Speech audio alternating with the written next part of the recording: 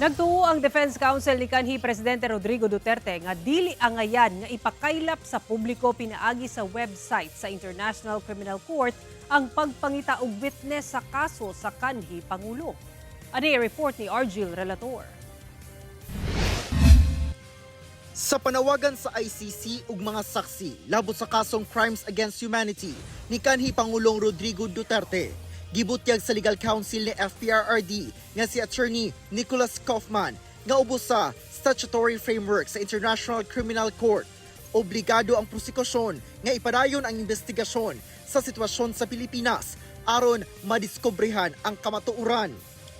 Kini aron sa pag-establish sa hingpit nga pagka-inosente ni FPRRD sa sumbong nga siya ang nangulo og usa ka organisado nga pulisiya sa pagpatay sa mga kriminal o naghatag og mga mando nga ang mga sakop sa mga ahensya nga tigpatuman sa balaod kinahanglan nga makahimo og mga krimen.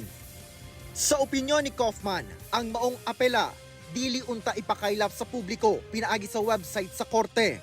Ang korte usa ka neutral body ug ang sistema sa balaod nga gi-apply adversarial.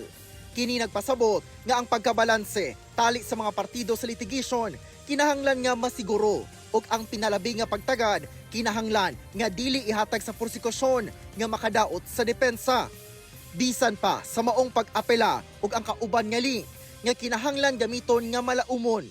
Ang publiko mahimo og kinahanglan karon nga maghatag sa prosekusyon sa tanan nga kasayuran nga adunay posibilidad nga maabsuelto ang bisan kinsa nga tawo nga gisuspetsahan sa prosekusyon sa gitawag niini nga war on drugs.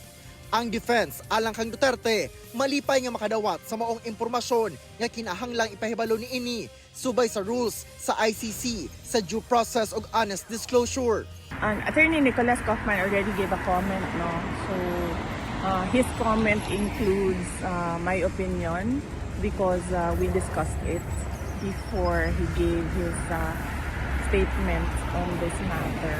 So I reflect, my opinion reflects what Attorney Kaufman said. Ana karon sa The Hague, sa Netherlands, si VP Sara aron mobisita sa amahang si FPRRD. Ako si Argil Relator. 1 Mindanao